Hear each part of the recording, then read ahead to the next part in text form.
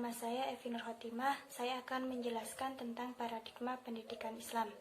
Paradigma pendidikan merupakan pandangan yang menyeluruh yang mendasari rancang suatu bangun sistem pendidikan. Pada saat memahami paradigma pendidikan Islam, maka yang tersirat adalah pendidikan yang berciri khas Islam, sehingga mengindikasikan konsep pendidikan yang secara akurat bersumber pada ajaran Islam. Dasar paradigma pendidikan Islam adalah Al-Quran dan Hadis yang digunakan sebagai rujukan utama dalam membuat dan mengembangkan konsep, prinsip, teori, dan teknik pendidikan. Melihat banyaknya persoalan yang terjadi sekarang, maka diperlukan perubahan strategi pendidikan yang membumi. Dan untuk memerlukan pembaruan pendidikan Islam, diperlukan paradigma pendidikan yang mampu mengarahkan pada tujuan dan sasaran pendidikan Islam. Kemajuan pendidikan ditentukan oleh landasan pijak dan paradigma yang mampu mengantarkan pada substansi apa yang akan dibawa dalam proses dan metode pendidikan. Ketika pendidikan Islam dijadikan sebagai paradigma, maka keseluruhan pendidikan juga harus mengadaptasi dari ajaran-ajaran Islam. Umyarso dan Haris Fatoni Makmur berpendapat bahwa perubahan yang perlu dilakukan dalam pendidikan Islam adalah: pertama, membangun sistem pendidikan Islam yang mampu mengembangkan sumber daya manusia yang berkualitas agar mampu mengantisipasi kemajuan iptek untuk menghadapi tantangan dunia global menuju masyarakat Indonesia baru yang dilandasi dengan nilai-nilai ilahiyah, kemanusiaan atau insaniyah, dan masyarakat serta budaya. Yang kedua, menata manajemen pendidikan Islam dengan berorientasi pada manajemen berbasis sekolah agar mampu menyerap aspirasi masyarakat, dapat mendayagunakan potensi masyarakat dan daerah dalam rangka penyelenggaraan pendidikan Islam yang berkualitas. Yang ketiga, meningkatkan demokrasi penyelenggaraan pendidikan Islam secara berkelanjutan dalam upaya memenuhi kebutuhan masyarakat agar dapat menggali serta mendayagunakan potensi masyarakat. Jadi, dapat disimpulkan bahwa ideologi atau paradigma pendidikan merupakan gambaran utuh antara ketauhidan, akhlak, alam semesta, dan tentang manusia yang dikaitkan dengan teori pendidikan Islam. Dalam catatan sejarahnya, pendidikan benar-benar mampu membangun peradaban sehingga adanya sebuah paradigma pendidikan Islam merupakan sebuah keniscayaan. Assalamualaikum warahmatullahi wabarakatuh. Perkenalkan, nama saya Rofiatul Imah. Di sini saya akan menjelaskan tentang era informasi.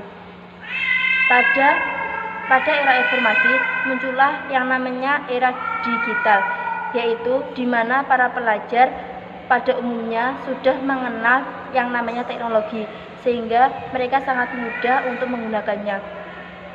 Sedangkan orang dewasa kebanyakan tidak mengetahui tentang teknologi.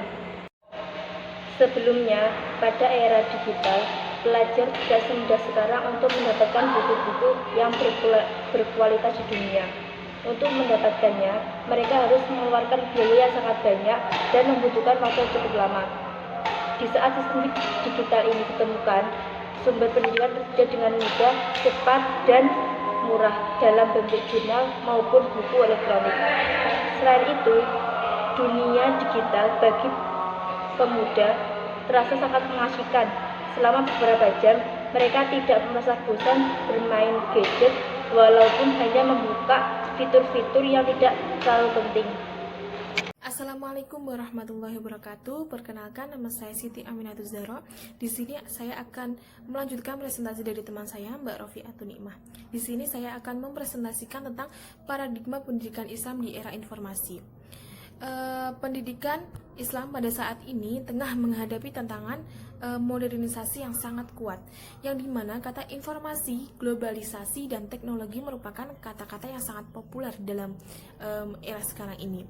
Di era informasi ini, kecanggihan teknologi membuat suatu yang mengagumkan. Kenapa mengagumkan? Yakni dengan segala informasi dapat kita serap dan dapat kita dapatkan melalui kecanggihan teknologi dan komunikasi, sehingga pendidikan dapat diakses di mana saja dan kapan saja. Ini merupakan dampak positif era informasi.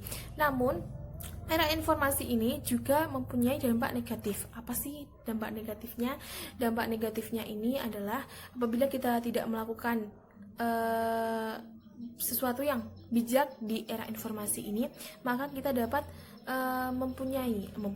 mendapatkan berita-berita yang tidak benar alias berita hoax. Menurut Donald Michel, semakin banyak informasi dan pengetahuan, pastinya semakin meningkatnya kemampuan melakukan pengadilan.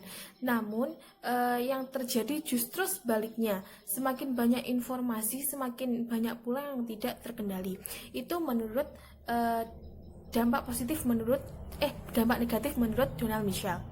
Pendidikan Islam harus mewarnai segala aspek kehidupan dan juga harus menyesuaikan konsep pendidikan yang mengikuti perkembangan zaman.